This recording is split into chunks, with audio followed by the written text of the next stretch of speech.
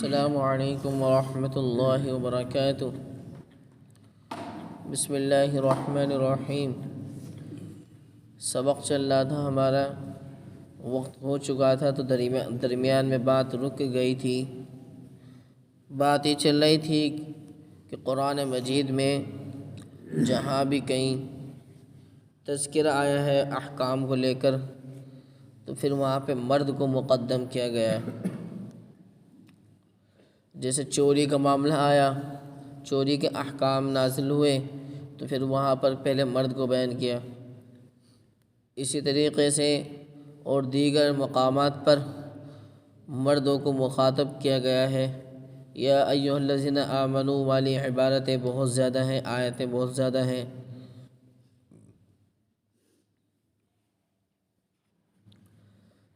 یہاں پر جو 18ویں پارے میں ہماری سورت شروع ہوئی ہے، سورہ نور، اس میں کچھ ترتیب الگ ہے۔ یہاں پر عورت کو مقدم کیا ہے۔ اسی سلسلے کی بات چلی تھی۔ قرآن کریم کا قاعدہ بیان احکام میں یہ ہے کہ اکثر مردوں کو مخاطب بنا کر احکام دیے جاتے ہیں، عورتیں ان میں ضمناً شامل ہو جاتی ہیں، مگر کہیں خاص مواقع میں خاص مصالح کے بنا پر مردوں کے بعد عورتوں کا بھی ذکر کیا جاتا ہے۔ جیسے سورۃ الاحزاب آیت نمبر 35 میں 10 مرتبہ مردوں کے ساتھ عورتوں کا بھی ذکر کیا گیا ہے۔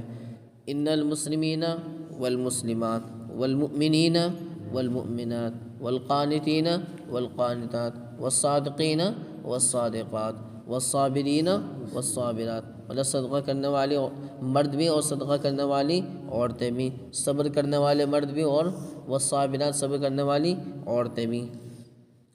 پہلی بات تو یہ ہے کہ مردوں کو مخاطب کر کے احکام نازل ہوں گے، لیکن کبھی کبھی مردوں کے ساتھ ساتھ خاص مصالح کی بنا پر عورتوں کا بھی ذکر آیا ہے، لیکن بعد میں۔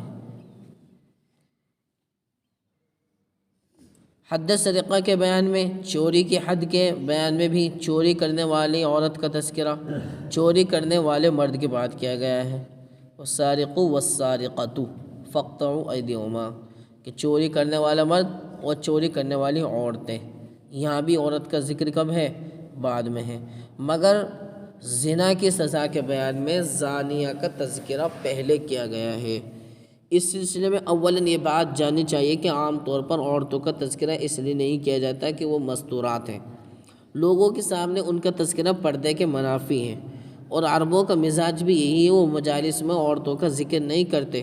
صحابہ اور تابعین کے سوانح حالات میں ان کے لڑکوں کا تذکرہ آئے گا، مگر لڑکیوں کا تذکرہ شاذ و نادر ہی آئے گا۔ مگر کبھی عورتوں کی دلداری یا حوصلہ افزائی کے لیے مردوں کے بعد یعنی آدمیوں کے بعد ان کا بھی تذکرہ کیا جاتا ہے، عورتوں کا بھی۔ روایت میں یہ بات آئی ہے کہ خواتین اسلام نے نبی اکرم صلی اللہ علیہ وسلم سے عرض کیا کہ اللہ تعالیٰ ہم عورتوں کا تذکرہ کیوں نہیں کرتے؟ اس پر سورۃ الاحزاب کی آیت نمبر 35 نازل ہوئی اور 10 بار مردوں کے ساتھ ساتھ عورتوں کا بھی ذکر کیا گیا ہے۔ تو اسی طرح جہاں غلط فہمی کا اندیشہ ہوتا ہے وہاں بھی عورتوں کا صراحتاً ذکر کیا جاتا ہے۔ جیسے سزاؤں کے بیان میں یہ اندیشہ تھا کہ عورتوں کو قابل رحم سمجھا جانے لگے اور اسی بنا پر ان پر سزا جاری نہ کی جائے، اس لیے ان کی صراحت ضروری ہو گئی، مگر ان کا تذکرہ مردوں کے بعد کیا جاتا ہے۔ صرف یہاں زانیہ کا تذکرہ پہلے کیا گیا ہے، صرف ایک جگہ سے جہاں پہ زانیہ کا تذکرہ پہلے کیا گیا ہے۔ اور ایک آیت سنی ہوگی آپ نے، الخبیثات للخبیثین والخبیثون للخبیثات، یہاں بھی عورت کا تذکرہ پہلے ہے۔ پاکیزہ عورت ہیں، والطیبات للطیبین والطیبون للطیبات، پاکی کے مسئلے میں بھی عورتوں کا تذکرہ ہے، اور اسی طریقے سے گندگی خبیث عورتوں کے بارے میں سب سے پہلے عورت کا ہی ہے، پھر بعد میں ہے مردوں کا۔ تو صرف یہاں زانیہ کا تذکرہ پہلے کیا گیا، اس کی چند وجوہات تھیں۔ یہاں سبق مکمل ہوا تھا۔ پہلی وجہ وہی ہے جو ابھی بیان کی گئی کہ عورت طبعی طور پر کمزور اور قابل رحم سمجھی جاتی ہے۔ اگر اس کا صراحتاً ذکر نہ کیا جاتا تو اس غلط فہمی کا موقع تھا کہ شاید عورت اس سزا سے الگ ہو، اس لیے اس کی صراحت ضروری ہوئی کہ عورت کو بھی سزا دی جائے، بلکہ وہ مقدم ہے پہلے۔ دوسری وجہ یہ ہے کہ زنا ایک ایسی بے حیائی ہے جس کا صدور عورت کی طرف سے ہونا انتہائی بے باکی اور لاپرواہی کی علامت ہے، کیونکہ قدرت نے اس کے مزاج میں حیا کا مادہ رکھا ہے اور اس کو عفت کی حفاظت کا قوی جذبہ عطا فرمایا ہے، اس لیے اس کی طرف سے اس فعل کا صدور مرد کی بنسبت زیادہ سنگین جرم ہے، اس لیے وہ سزا کی زیادہ مستحق ہے۔ تیسری وجہ، اس فعل شنیع کے محرک زیادہ تر عورت ہوتی ہیں۔ اگر عورت کی رضامندی نہ ہو تو مرد زبردستی تو کر سکتا ہے اور اس صورت میں عورت پر کوئی سزا نہیں ہوتی، مگر باہمی رضامندی سے اس فعل کا وجود اسی وقت ممکن ہے جب عورت دوڑے، اور اس طریقے سے یہ کہیں کہ آج کے وقت میں یعنی سگنل دے، کم از کم وہ راضی ہو، اسی لیے وہی سزا کی زیادہ مستحق ہے اور اسی لیے اس کا ذکر مقدم کیا گیا ہے۔ اب یہ جو فرمایا کہ تم اللہ کے دین کے معاملے میں دونوں پر ترس نہ کھانا، اگر تم اللہ پر اور پچھلے دن یعنی قیامت کے دن پر ایمان رکھتے ہو، یہ حد جاری کرنے پر مثبت پہلو اور منفی پہلو سے تحریض یعنی ابھارنا ہے، چونکہ زنا کی سزا بہت سخت ہے، اس لیے احتمال تھا کہ سزا دینے والوں کو زانی اور زانی پر رحم آ جائے اور وہ سزا نہ دیں، یہ کم کر دیں، اس لیے سزا کے ساتھ یہ حکم بھی دیا کہ دین کے اس اہم فریضے کی ادائیگی میں مجرموں پر رحم اور ترس کھانا جائز نہیں۔ مہربانی اور درگزر ہر جگہ محمود ہے، مگر مجرموں پر رحم کھانے کا نتیجہ خلق خدا کے ساتھ بے رحمی ہے، اس لیے وہ ممنوع اور ناجائز ہے۔ یہ منفی پہلو سے تحریض ہے، اور مثبت پہلو سے یہ ارشاد ہے کہ جب تم اللہ پر اور قیامت کے دن پر یقین رکھتے ہو تو تمہیں اس حکم پر ضروری عمل کرنا چاہیے، تم عمل نہیں کرو گے تو اور کون عمل کرے گا، اور تم عمل نہیں کرو گے تو قیامت کے دن کا سامنا ہے، اس دن تمہاری پکڑ ہوگی۔ اور یہ جو فرمایا گیا ہے کہ دونوں کی سزا کے وقت مؤمنین کا ایک گروہ حاضر رہے، آیت کریمہ آئی تھی نا وَلْيَشْهَدْ عَذَابَهُمَا طَائِفَةٌ مِّنَ الْمُؤْمِنِينَ، کہ اس وقت حاضر رہے مسلمانوں کا ایک گروہ۔ یہ جسمانی سزا کے ساتھ عار کی بات ملائی گئی ہے، کیونکہ نفس دو طرح سے متاثر ہوتا ہے۔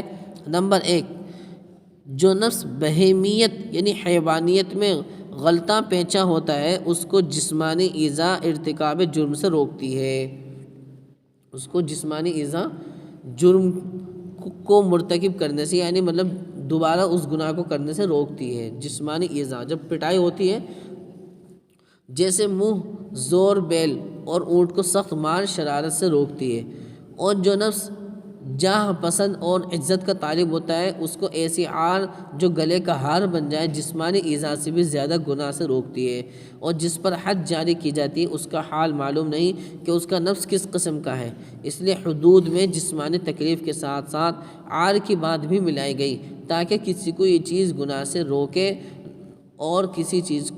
اور کسی کو وہ چیز۔ جب زانی زانیہ کو برملا کوڑے مارے جائیں گے تو وہ کسی کو منہ دکھانے کے قابل نہیں رہیں گے، یہ چیز ایک شریف آدمی کے لیے کوڑوں سے بھی زیادہ سخت سزا ہے، علاوہ اس کے کہ اجرائے حد کا مشاہدہ لوگوں کے لیے بھی سامان عبرت بنے گا۔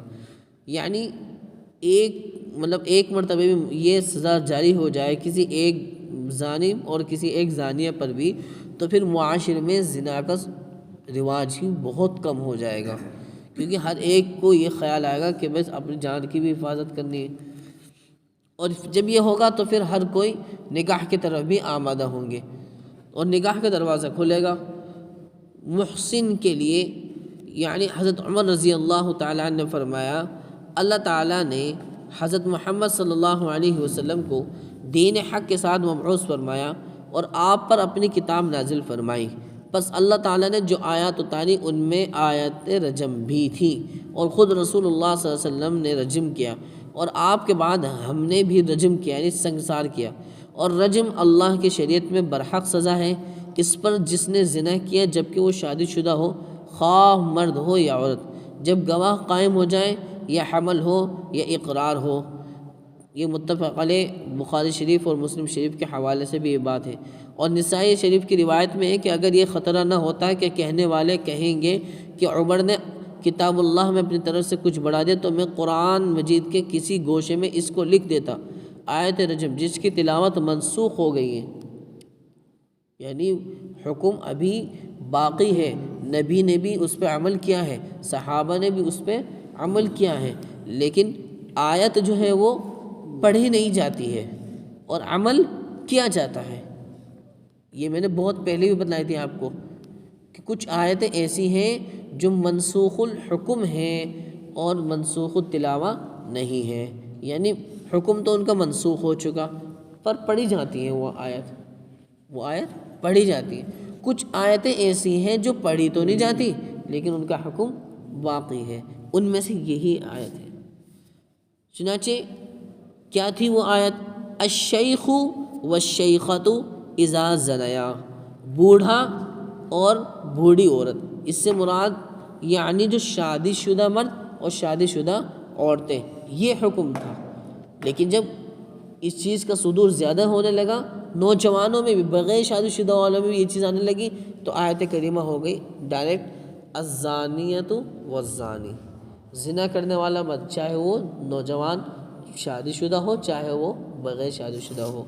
پہلے کیا تھی آیت؟ الشیخ والشیخۃ اذا زنیا فرجموہما البتہ نکالا من اللہ واللہ عزیز حکیم، یعنی شادی شدہ مرد اور شادی شدہ عورت جب دونوں زنا کریں تو دونوں کو قطعی طور پر سنگسار کر دو، یہ اللہ کی طرف سے عبرتناک سزا ہے اور اللہ تعالیٰ زبردست حکمت والے ہیں۔ یہ آیت سورۃ الاحزاب میں تھی۔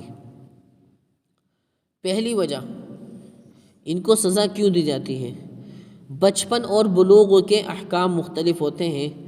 بلوغ سے پہلے عقل ناتمام اور جسم ناتواں ہوتا ہے، بلوغ سے پہلے، اور انسان بچہ شمار ہوتا ہے، مرد نہیں ہوتا، اس لیے وہ احکام شرعیہ کا مکلف نہیں ہوتا۔ اور بلوغ کے بعد یعنی بالغ ہونے کے بعد عقل چونکہ تام اور جسم طاقتور ہو جاتا ہے اور انسان مرد کہلانے لگتا ہے، اس لیے اس پر احکام شرعیہ لازم ہوتے ہیں۔ اسی طرح شادی سے پہلے اور شادی کے بعد احوال مختلف ہوتے ہیں۔ یہ کب کی بات ہوئی ہماری؟ بچپن کی اور بچپن کے بعد یعنی بلوغت والی، دونوں میں فرق اور ہے نہیں ہے۔ اسی طریقے سے جو شادی شدہ ہوتے ہیں اور غیر شادی شدہ ہوتے ہیں ان میں بھی فرق ہے۔ شادی سے پہلے اگرچہ آدمی عاقل بالغ اور مرد ہوتا ہے مگر نا تجربہ کار اور دوسرے کے ماتحت ہوتا ہے، اور شادی کے بعد صورتحال بدل جاتی ہے، اس لیے دونوں کے احکام مختلف ہیں۔ غیر شادی شدہ کا زنا بھی اگرچہ جرم ہے مگر ہلکا، اس لیے اس کے لیے کوڑوں کی سزا تجویز کی گئی، یعنی اس کے کوڑے لگیں گے، اور شادی شدہ کا زنا چونکہ وہ سنگین جرم ہے اس لیے ان کو سنگسار کرنا مقرر کیا گیا۔ دوسری وجہ یہ ہے کہ انسان کے لیے انسانیت ہی سب سے بڑا شرف ہے۔ پھر آزاد جو شادی شدہ کو اللہ تعالیٰ نے مزید 5 نعمتوں سے سرفراز کیا ہے، اس کو آزادی، عقل، بلوغ اور دولت اسلام سے سرفراز کیا، اور ایسی ہی بیوی بھی عنایت فرمائی جس کی صحبت سے وہ سیدھی ہو جاتی ہے، پھر بھی اس کا حرمت خداوندی کی پردہ وری کرنا ایسا جرم و کفران نعمت ہے کہ اس کو صفائے ہستی سے مٹا دینا ہی مناسب ہے۔ یعنی اللہ تعالیٰ کی 5 اسے نعمتیں ملی ہوئی، اس کے باوجود وہ دوسری کی طرف، اور آج کل ایسا بھی بہت ہے اور بہت سی عورتیں واقعی میرے پاس ایسی باتیں آتی ہیں کہ وہ پریشان ہیں، کریں تو کیا کریں، اور نہ کوئی ایسا جادو وادو ہے۔ بہت سی عورتیں آتی ہیں کہ جی کچھ ہو جائے، ایسا کچھ پڑھ کے ہم کر دیں، یا کہ اس شوہر کا ذہن ہماری طرف ہو جائے، وہاں نہ ہو۔ یہاں بھی ہے، یہاں سے باہر نورپور میرے پاس، میں ذکر نہیں کر رہا لیکن آتی ہیں ایسی خبریں۔ وجہ اس کی وہی ہے کہ ہم نے نکاح کرتے ہوئے دینداری تو دیکھی نہیں، البتہ مالداری دیکھی، تو مالداری دیکھ لو بھائی۔ اور مجھے تو خود افسوس ہوتا ہے اس چیز پر کہ اب کیوں مسئلے پوچھ رہا ہو، پہلے نہیں دیکھا گیا تھا؟ جب نبی خود کہہ کے چلے گئے 800 سے 1450 سال پہلے کہ جب نکاح ہو تو دینداری کو دیکھ لینا، اور جب مصیبت آتی تو فون کرتے ہیں کہ جی کوئی ایسا جادو ہو یا کچھ ہو، کچھ پڑھ کے ہم کر دیں جادو، کہ ہمارا شوہر کا ذہن ہماری طرف ہی رہے، وہ دلی میں رہتے ہیں یا کوئی وہاں رہتے ہیں، ایسا نہ ہو۔ وہ کہتے ہیں نا جب چڑیا کھیت چگ گئی تو پھر اس وقت افسوس کرنے سے کوئی فائدہ نہیں۔ قرآن کریم میں کچھ تبدیلی ہوئی ہے، یعنی سورۃ البقرہ آیت نمبر 106 میں اس کا ذکر ہے اور اس پر امت کا اجماع ہے، جس کو تبدیلی کو کہیں گے نسخ۔ یعنی نسخ کی 3 صورتیں ہیں۔ اول، پہلی بات، بعض آیتوں کی تلاوت اور حکم دونوں منسوخ ہوئے ہیں۔ یہ سبق ہر مرتبہ نہیں آتا، لیکن جب آئے تو پھر اسے غور سے سمجھیں۔ بعض مرتبہ آیتیں بھی اور ان آیتوں کے احکام بھی دونوں ہی منسوخ ہو جاتے ہیں، یعنی مطلب ان پر عمل نہیں جاری ہوتا اور نہ وہ آیتیں پڑھی جاتی ہیں۔ دوسری صورت یہ ہے نسخ کی، یعنی تبدیلی کی، کہ بعض آیتوں کی صرف تلاوت منسوخ ہوئی ہے اور حکم ابھی موجود ہے۔ آیتیں قرآن مجید میں نہیں ہیں، وہ آیتیں نہیں پڑھی جاتی ہیں، لیکن ان آیتوں میں جو حکم اللہ کی طرف سے تھا وہ حکم ابھی بھی امت پر لاگو ہے اور باقی ہے۔ تیسری بات، بعض آیتوں کی تلاوت باقی ہے مگر ان کا حکم منسوخ ہو گیا، ان کا حکم معمول میں یعنی عمل میں نہیں لایا جاتا۔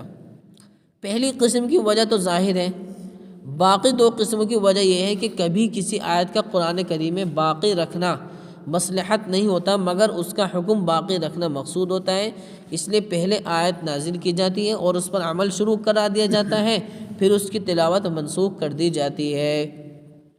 جیسے نمازیں پہلے 50 فرض کی گئی تھیں، پھر ان کو منسوخ کر کے 5 باقی رکھیں، اس میں مصلحت تھی کہ رجم کی آیت بھی اسی قبیل کی ہے۔ اور بعض آیات میں مذکور حکم اگرچہ عمومی احوال میں ختم کر دیا جاتا ہے مگر خصوصی احوال میں یا کلی کے بعض افراد میں باقی ہوتا ہے، اس لیے ان کی تلاوت باقی رکھی جاتی ہے۔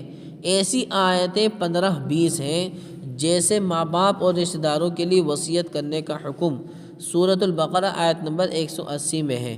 اس آیت پر عمل اس وقت ضروری ہے جب مرنے والے کو اندیشہ ہو کہ اس کے بعد ورثہ ترکہ صحیح طریقے سے تقسیم نہیں کریں گے، زبردست سارے مال پر قبضہ کر لیں گے۔ ایسی صورت میں معروف طریقے پر یعنی شریعت کے حصوں کے اعتبار سے وصیت نامہ لکھ کر رجسٹرڈ کرانا ضروری ہے تاکہ بعد میں بدعنوانی نہ ہو۔ یہ خصوصی احوال میں آیت پر عمل کی مثال ہے۔ اور جیسے روزوں کے فدیے کا حکم سورۃ البقرہ آیت نمبر 184 شیخ فانی کے حق میں باقی ہے، یہ بعض افراد میں حکم باقی ہونے کی مثال ہے۔ غرض ان دونوں صورتوں میں آیت کی تلاوت باقی رکھی جاتی ہے اور عمومی احوال میں اس کا حکم ختم کر دیا جاتا ہے۔ دوسری قسم میں نسخ کی مصلحت یہ ہوتی ہے، نسخ یعنی منسوخ کرنے کی، آیت کو الگ کرنے کی، کہ قرآن کریم صرف کتاب احکام نہیں بلکہ کتاب دعوت بھی ہے۔ مسلم اور غیر مسلم سب اس کو پڑھتے ہیں، پس اگر اس میں رجم جیسی سخت سزا کا تذکرہ ہوگا تو جو غیر مسلم اس کا مطالعہ کرے گا سہم جائے گا، وہ آیت اس کے ایمان میں رکاوٹ بن جائے گی۔ وہ سوچے گا اگر میں نے قرآن کی دعوت قبول کی اور ایمان لے آیا تو فوراً سنگسار کر دیا جاؤں گا، کیونکہ وہ شادی شدہ اور زناکار ہے۔ اس کے خیال میں اس کے لیے زنا سے بچنا ناممکن نہیں۔ اسی طریقے سے روایت میں حضرت ابو کبیر حذلی رضی اللہ عنہ کا واقعہ آیا ہے، جب انہوں نے اسلام قبول کرنے کا ارادہ کیا تو زنا کی اجازت مانگی۔ نبی نے ان سے سوال کیا، اگر کوئی شخص تمہاری بیٹی یا بہن سے زنا کرے تو تم اس کو پسند کرو گے؟ انہوں نے کہا ہرگز نہیں۔ آپ نے فرمایا پھر تم جن عورتوں سے زنا کرتے ہو وہ بھی تو کسی کی بیٹی یا بہن ہے، اور ان کو بھی تو اس حرکت سے ویسی ہی اذیت پہنچتی ہے جیسے تمہیں پہنچتی ہے۔ بات ابو کبیر کی سمجھ میں آ گئی۔ عرض کیا یا رسول اللہ، دعا فرمائے اللہ تعالیٰ میرے دل سے زنا کا شدید جو خواہش ہے وہ نکال دے۔ یہ جیسے غیر مسلم کو شراب کا چسکا لگا ہوا ہوتا ہے۔ اب اگر شراب نوشی کی سزا کا تذکرہ کتاب دعوت میں ہوگا تو یہ بات دعوت کے راہ میں مانع بنے گی، یعنی اسلام کے قریب لانے میں اس کے معنی رکاوٹ ہوگی۔ حالانکہ اسلام قبول کرنے کے بعد اللہ تعالیٰ دل پھیر دیتے ہیں اور ایسی بری عادتیں چھوٹ جاتی ہیں، مگر قبول اسلام سے پہلے تک اندیشہ لگا رہتا ہے۔ چنانچہ شراب نوشی کی سزا کا بھی تذکرہ قرآن کریم میں نہیں کیا گیا، حدیثوں میں اس کی سزا کا بیان ہے، اور اسی حکمت سے رجم کی سزا کا تذکرہ قرآن کریم میں سے حذف کر دیا گیا ہے۔ زنا کی سزا سب سے زیادہ سخت ہے، اس لیے قانون میں اس کے ثبوت کے لیے شرائط بھی سخت رکھی گئی ہیں۔ اگر ثبوت جرم میں ذرا بھی کمی رہ جائے یہ شبہ پیدا ہو جائے تو حد اٹھ جاتی ہے، یعنی مطلب سزا وہ ہٹ جاتی ہے، اب صرف تعزیری سزا بقدر جرم دی جاتی ہے۔ چنانچہ تمام معاملات میں دو مردوں یا ایک مرد اور دو عورتوں کی شہادت ثبوت کے لیے کافی ہوتی ہے، مگر حد زنا جاری کرنے کے لیے 4 مرد گواہوں کی عینی شہادت ضروری ہے۔ 4 مرد، 4 مرد، یا عورت شامل نہیں ہو سکتی اس میں۔ اور دوسرے معاملوں میں ایک جگہ مرد اور 2 عورتیں تو ہو جائیں گی اور 2 گواہ ہو گئے، لیکن زنا کی سزا جاری کرنے میں شریعت کا ایک اصول دیکھیں کہ یہ ایک بہت ہی ہلکا پن معاملہ نہیں ہے، بہت سخت معاملہ ہے۔ 4 مرد ہوں، وہ بھی عینی شاہد ہوں، عینی کا مطلب آنکھوں دیکھ کے گواہ ہوں، حاضر ہوں۔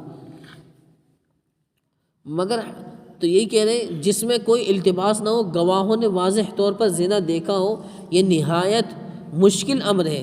پھر یہ بھی احتیاط برتی گئی ہے کہ اگر شہادت کا نصاب پورا نہ ہو یا گواہی صاف نہ ہو تو گواہوں کی خیر نہیں، گواہوں کی بھی خیر نہیں۔ جو گواہی دے رہے ہیں کہ جی ہم نے ایسے سے دیکھا، تو ان کی بھی خیر نہیں، ان کو حد قذف یعنی جھوٹی تہمت لگانے کی سزا 80 کوڑے لگائے جائیں گے۔ یہ بھی ایک ایسی سخت احتیاط ہے کہ شبہ کی صورت میں کوئی شہادت زنا پر اقدام نہیں کر سکتا۔ کیا اسلام کا ایک پاکیزہ دستور تھا، اتنی مطلب اللہ تعالیٰ نے سزائیں لگائی تھی کہ اگر کوئی بھی ایک پل کے لیے سوچے گا بھی تو اپنی جان کے پہلے اسے پرواہ ہوگی، ادھر سے کوئی الزام لگانے کو سوچے گا تو اس کو بھی اپنی جان کی پرواہ ہوگی۔ آج الزام بھی اتنے لگائے جاتے ہیں کسی کے اوپر، نہ کہیں سے گئے تو کچھ بھی نہیں، بس کسی سے سنی الزام لگا دیا کسی کو۔ ویسی باتوں کا نہیں کہہ رہا، میں زنا کا کہہ رہا ہوں۔ اللہ محفوظ بنائے ان برائیوں سے۔ یہاں سوال پیدا ہوتا ہے کہ جب زنا کا ثبوت مشکل ہے تو سزا مقرر کرنے کا کیا فائدہ؟ جواب یہ ہے کہ سزا سے سزا کا ہوا یعنی مہیب صورت بہتر ہے، جو خطرے والی ہیبت والی صورت ہے وہ بہتر ہے۔ خطرے کی تلوار کا لٹکا رہنا معاشرے کو برائیوں سے روکنے میں وہ کردار ادا کرتا ہے جو سزا کا جاری کرنا نہیں کرتا۔ خطرے کی جو تلوار ہوتی ہے اس کا لٹکا رہنا وہ معاشرے کو برائیوں سے روکنے میں وہ کردار ادا کرتا ہے جو سزا کا جاری کرنا نہیں کرتا۔ غیر مسلم ممالک جیسے امریکہ ہے، برطانیہ ہے وغیرہ، ان کی صورتحال اور اسلامی ملک سعودیہ کی صورتحال میں موازنہ کرنے سے یہ بات بخوبی واضح ہو جائے گی۔ سورت اور گجرات کے ایک پروفیسر ہیں، حضرت مفتی سید احمد صاحب پالن پوری رحمۃ اللہ علیہ بتلا رہے تھے کہ لندن سے شائع ہونے والا ایک میگزین وہ لے کر کے ان کے پاس آئے، اس میں اسلامی سزاؤں پر تنقید کی گئی تھی۔ پروفیسر صاحب نے کہا کہ میں اس کا جواب لکھنا چاہتا ہوں، مجھے معلومات درکار ہیں۔ میں نے کہا یہ اعتراض واقعی ہی ہے، اسلام میں 3-4 جرائم کی سزائیں سخت ہیں، آپ اس کا کیا جواب دیں گے؟ وہ حیران رہ گئے۔ پھر میں نے ان سے عرض کیا کہ آپ امریکہ اور سعودیہ کے 1 سال کے اعداد شمار لائیں گے، وہاں زنا، قتل ناحق اور چوری کی صورتحال کیا رہی؟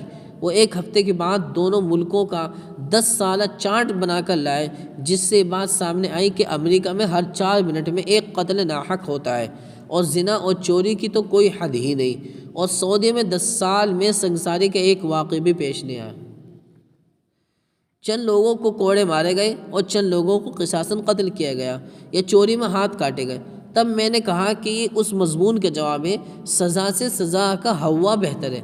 سعودیہ میں چونکہ اسلامی سزاؤں کی تلوار لوگوں کے سروں پر لٹکی ہوئی ہے، اس لیے وہاں عورتوں کی عزت محفوظ ہے، قیمتی مال کی طرف کوئی نظر اٹھا کر نہیں دیکھتا، اور لوگوں کے خون رائیگاں نہیں جاتے۔ آپ نے دیکھا وہاں پہ دکان پہ یوں ہی نماز کے ٹائم یوں چلے آتے لوگ، کیونکہ سر عام کوڑے کھانے سے ہر شخص ڈرتا ہے، اپنا ہاتھ ہر ایک کو پیارا ہے، اور قتل پر اقدام کرنے والا پہلے سوچ لیتا ہے کہ قتل کے بعد میری بھی باری آئے گی۔ اور امریکہ میں چونکہ سزائیں ہلکی ہیں اس لیے وہ جرائم کی روک تھام نہیں کر سکتے۔ اور وہ ایک شاعر نے کہا تھا کہ جو ہے مظلوم ان کو تو سزائیں لاکھ دیتے ہیں، یہ کیسا ملک ہے قاتل کو، یہ کیسا ملک ہے کہ قاتل کو چھوڑ دیتے ہیں۔ اور اس پر اعتراض بھی ہوا تھا، لیکن واقعتاً یہی صورتحال ہے۔ مظلوم چاہے وہ بچہ مرد ہو، یعنی مطلب نوجوان لڑکا ہو اسے پیٹا گیا ہو، یا چاہے مظلوم وہ بچی ہو، کوئی سنوائی نہیں ہے۔ ظالم جو ہے پیسے کے بلبوتے پہ یا اس کے اپنی گنڈے گری کی بنا پر اس کی بات چل رہی ہے، تو اسی معنی یہ پھر جرم بہت زیادہ ہو رہے ہیں۔ بہرحال سبق کا خلاصہ یہی ہے کہ ایک تو سزا جب جاری ہوگی، پہلی تو بات یہ ہے کہ قرآن مجید میں مردوں کو خطاب کر کے حکم بیان کیے گئے ہیں، لیکن کہیں کہیں مردوں کے ساتھ عورت کا بھی تذکرہ آیا ہے، لیکن مردوں کے بعد صرف یہ ایک ایسی جگہ ہے جہاں پر عورت کو پہلے مقدم کیا گیا، تاکہ یہ معلوم ہو جائے کہ یہ عورت کے اندر اللہ نے حیا، عفت، پاک دامنی کا بہت زیادہ جذبہ رکھا ہے، اس کے باوجود اس کے ساتھ ایسا فعل صدور ہو جانا، زبردستی والی بات نہیں کہہ رہا میں، اپنے مطلب کچھ سگنل دے یا پھر اپنے رضامندی والی بات والی کہہ رہا ہوں میں، تو یہ اس میں عورت کو اس وجہ سے پہلے مقدم کرا ہے کہ جب تک عورت کی کچھ نہیں ہو سکتے رضا، کچھ ہو ہی نہیں سکتا۔ خیر زیادہ ذکر نہیں کی جاتی یہ بات۔ اس کے بعد ہے کہ جب سزا دی جا رہی ہے تو اس میں دو پہلو اختیار کیے ہیں، ایک مثبت پہلو، ایک منفی پہلو۔ پہلے اللہ نے منفی پہلو کو بیان کیا کہ وَلَا تَأْخُذْكُمْ بِهِمَا رَأْفَةٌ فِي دِينِ اللَّهِ، کہ تمہیں ان کو سزا دینے کے بارے میں تھوڑی سی بھی رحم اور ترس نہ آ جائے کہ تم یہ سوچنے لگو کہ یار مر جائیں گے، فلاں ہو جائے، نہیں، یہ پاک ہو جائیں گے۔ ان کو تم تؤمنون باللہ والیوم الآخر، اگر تم اللہ پر اور قیامت کے دن پر ایمان رکھتے ہو، اور قیامت کے دن کیا ہوگا؟ انصاف کا ترازو قائم ہوگا، وہاں پہ ہر ایک کو بدلہ دیا جائے گا، تو قیامت میں سزا ملنا وہ بہت زیادہ سخت ہے جو اس دنیا میں سزا مل جائے اس کے مقابلے میں۔ تو یہ مثبت پہلو ہے کہ اس میں یہاں پر دوسری بات یہ ہے وَلْيَشْهَدْ عَذَابَهُمَا طَائِفَةٌ مِّنَ الْمُؤْمِنِينَ، جب سزا دی جائے گی تو سزا کے جاری ہونے کے لیے 4 عینی شاہد گواہ ہوں گے۔ ان گواہوں کی بھی کوئی خیر نہیں ہے اگر تھوڑی سی بھی ان کی طرف سے کچھ کچاوٹ رہی، الٹا ان کو بھی پھر پٹائی کی جائے گی اور کوڑے لگائے جائیں گے، حد قذف یعنی تہمت لگانے کی سزا میں۔ اور پھر یہی تہمت کی بات آئے گی حضرت عائشہ امی جان رضی اللہ تعالیٰ عنہ پر جنہوں نے تہمت لگائی تھی، وہاں بھی تو ان کو بھی الرٹ کیا گیا کہ ایسا نہیں کہ کوئی بھی راہ چلتے آدمی کسی کے اوپر بھی تہمت لگا دے، 4 عینی مرد اور وہ بھی شاہد یعنی گواہ ہوں، آنکھوں دیکھے گواہ ہوں۔ پھر جب سزا جاری کی جائے گی تو پورا ایک وَلْيَشْهَدْ عَذَابَهُمَا طَائِفَةٌ مِّنَ الْمُؤْمِنِينَ، ایک گروپ، ایک پوری جماعت حاضر رہے گی۔ اب ایسا رہے گا اس کا معاملہ کہ جب سزا ہوگی ان کو تو جسم بالکل ختم ہو جائے گا، مطلب جان تو بالکل ختم ہونی ہے ان کی، جو اور پورا ایک گروپ دیکھے گا، پوری ایک جماعت دیکھے گی تو وہ بھی عبرت حاصل کریں گے کہ اگر ہم میں سے بھی کسی نے کوئی ایسا جرم کیا تو ہمیں بھی یہی سزا دی جائے گی۔ اور وہی حال جو تلوار، خطرے کی تلوار کا لٹکا رہنے کا مطلب ہے کہ جب خطرے کی تلوار لٹکی ہوئی ہے، کوئی کر کے تو دکھائے فوراً ایسے۔ اور اس کی مثال اور دوں میں آپ کو، اور دوں، میرے پاس ڈنڈا رہتا ہے، ٹک ٹک کرتا رہتا ہوں، بچے ڈرتے رہتے ہیں، پیٹتا کسی کو نہیں ہوں،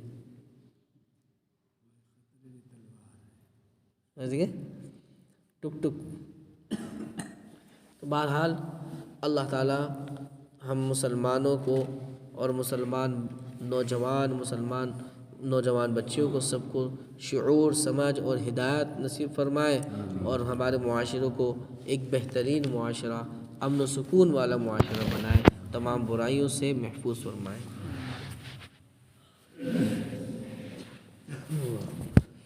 الحمدللہ رب العالمین والعاقبۃ للمتقین والصلاۃ والسلام علی سید المرسلین یا رب صلی وسلم دائما ابدا علی حبیبک خیر الخلق کلہم۔